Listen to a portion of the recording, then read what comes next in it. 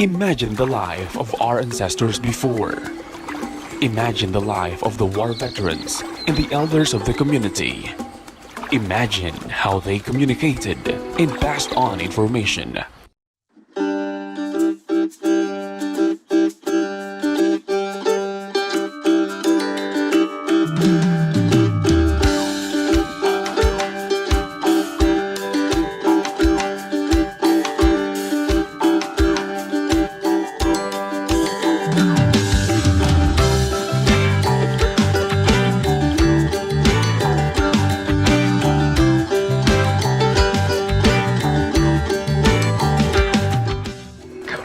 Alo, kunyunlangon, kumusta kao?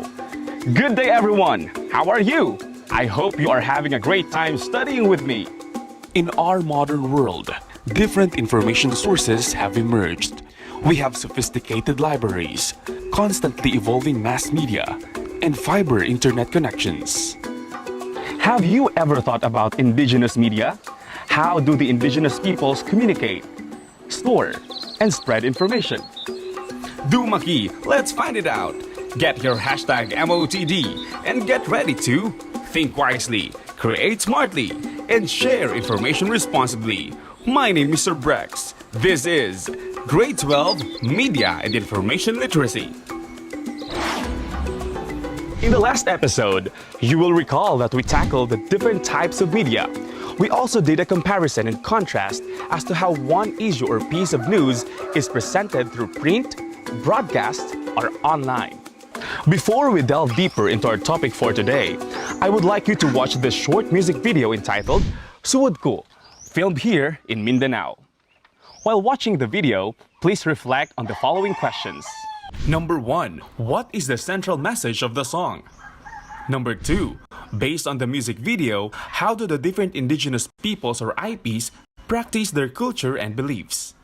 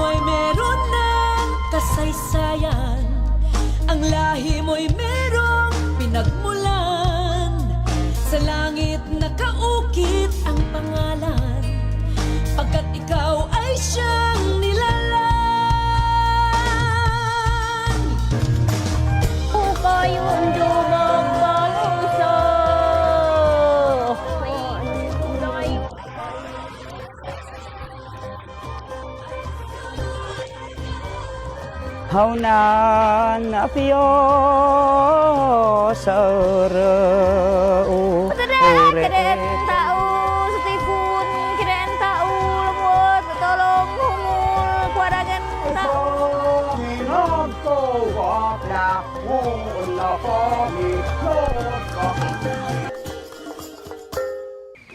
So what do you think is the central message of the song? It is all about the conservation of traditions, culture, and beliefs, and being proud of them. James Carey once wrote that culture could limit and divide, or liberate and unite. It offers us infinite opportunities to use media and communication for good, if we choose to do so. How do the IPs practice their culture and beliefs? It was shown in the video that the different IPs practice their culture and beliefs through their arts and crafts, music, dance, and celebrations that all express their oneness with nature. Indigenous is synonymous with words such as native or local.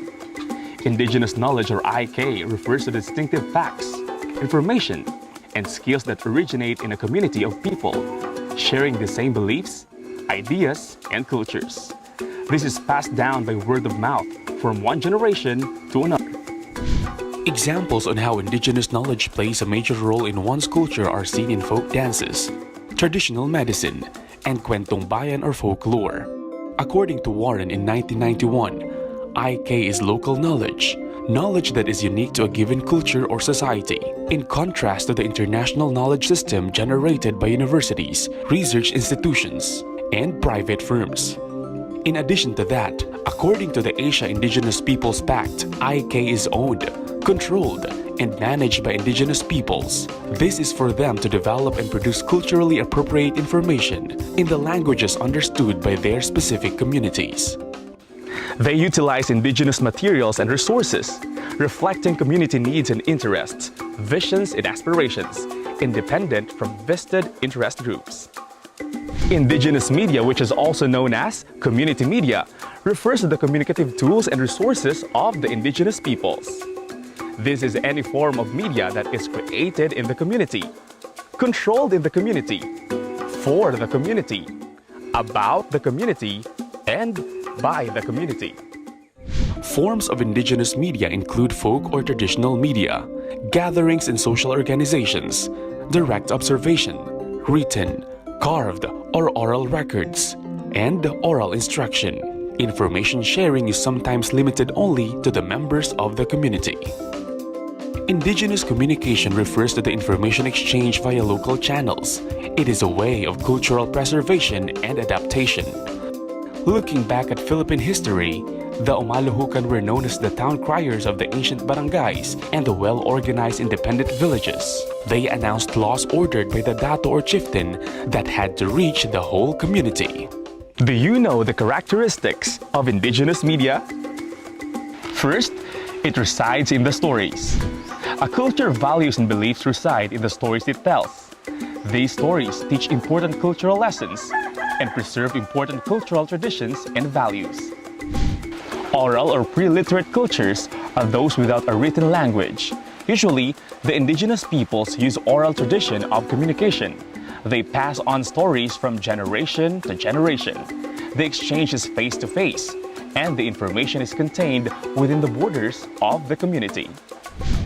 Second, their language meanings are specific and local, which make their communities closely knit.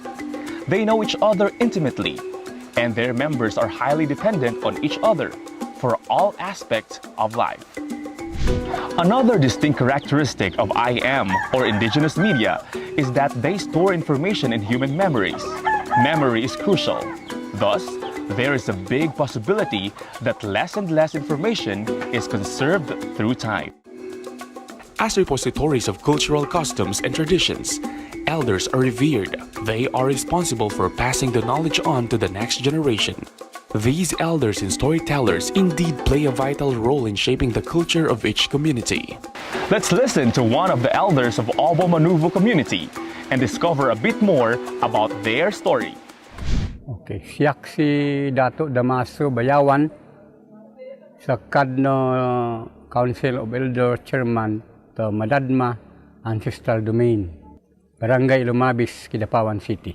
Idas ka namin kad-preserve tat kultura roy, kailangan at taduan de ida mga anak.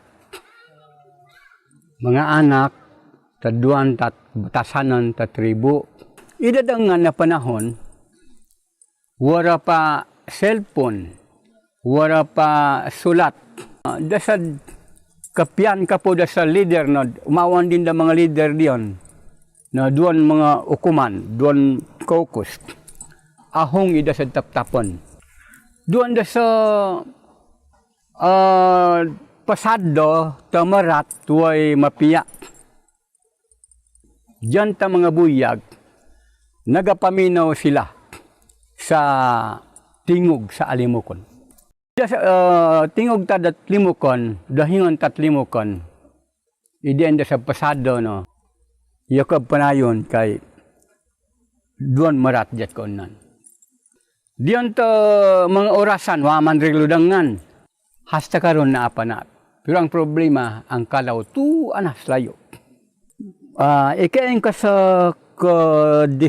kadpasado diyan to mga informasyon na ingo marian. Doon na. Doon sa kad, Ida dato doon uripan din. Nagtuman siya, mudala siya og kanang kutsilyo sa tribo, sangi. Halimbawa sa ako, mo tawag ko sa mga council builder, isulat na ko. Niya perman ako. Idaskad tambong dan. Ad intud mangutana. Andan ida sa kumbaga karon agenda naman. Andan ida sa dantulan. Ang dato kung magpatawag, respetuhon na nila. Agenda ng gilika.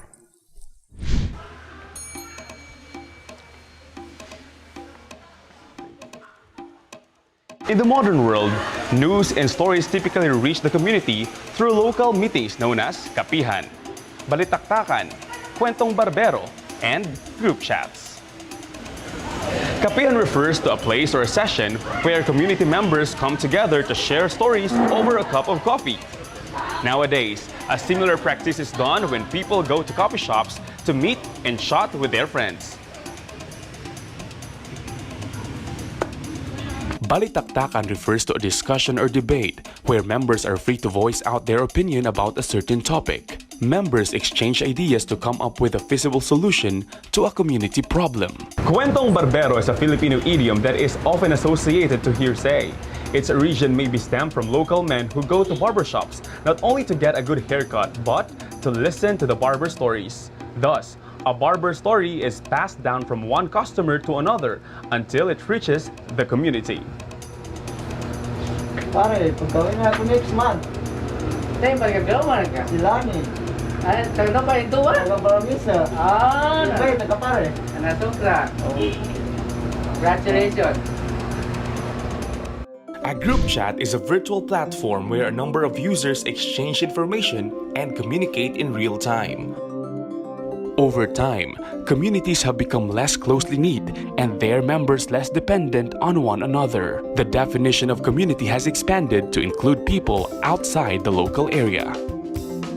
A culture's memory, history, and myth could be recorded on paper. With written histories, elders and storytellers began to lose their status and new elites developed. Take for example Homer, who became famous for his legendary stories, the Iliad and the Odyssey.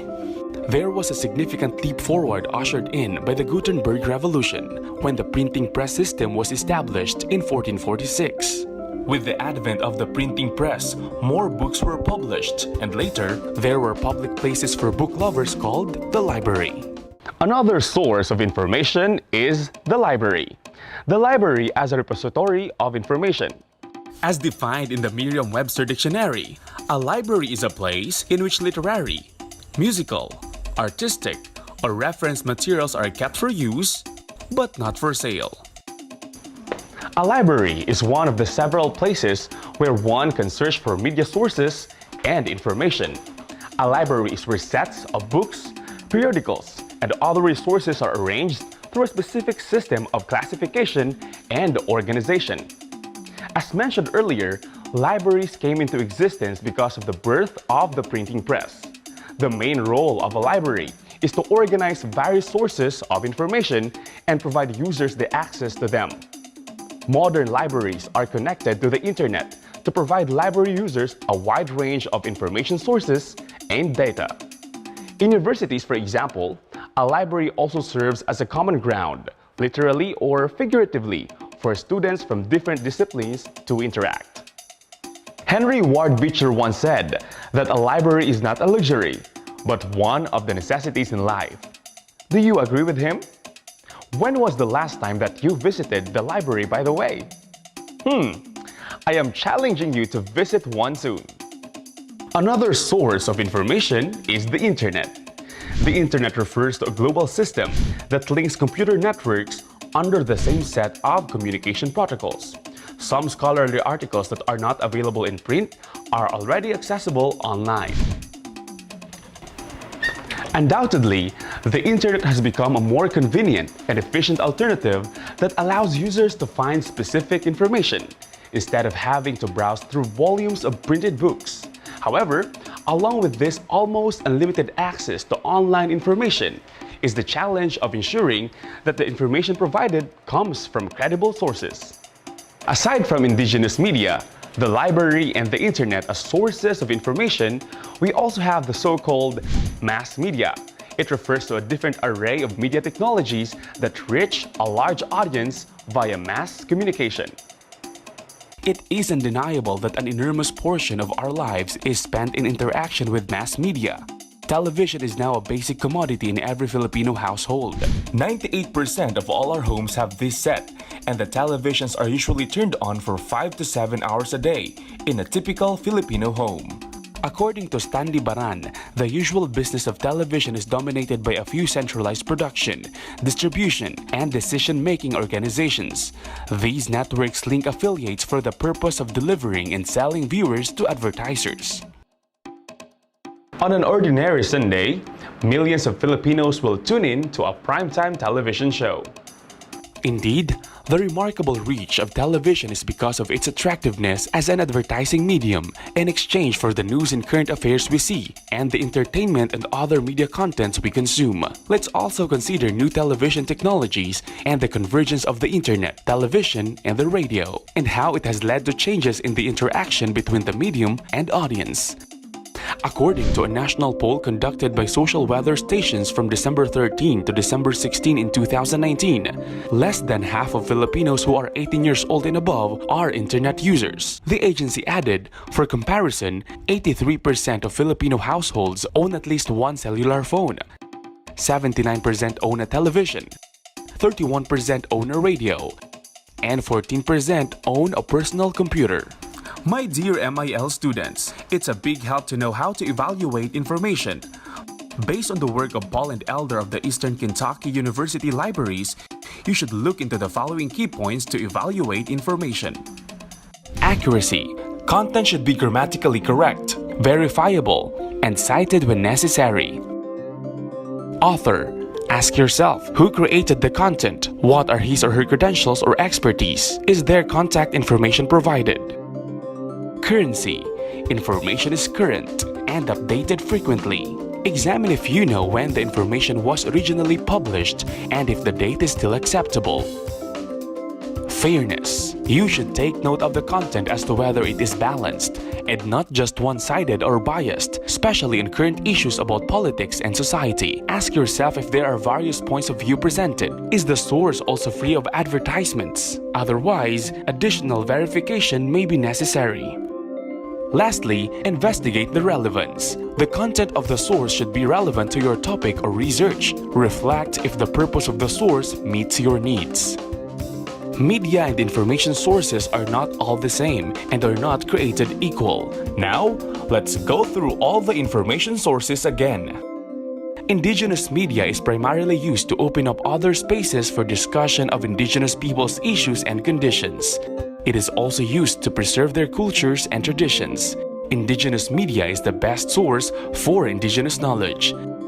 Libraries of published books are often considered highly reliable, accurate, and valuable. Thus, libraries are the best source for academic information. Mass media is your best choice for news and current affairs. However, you have to ask yourself if the source is free of advertisements or political bias. Information found on the internet, on the other hand, may be quite varied in form and content. Thus, it is more difficult to determine its reliability and accuracy. Accessing information on the internet is easy, but requires more discipline to check and validate. Congratulations, my dear students, for staying with me until the end of this video lesson. It's now your turn to create something. The goal here is to interview an adult in your community. He or she could be a respected elder, a war veteran, professional journalist, or social media manager. Your role is to become an instant vlogger. You're going to create a 1-minute video showcasing the information flow process of a certain community.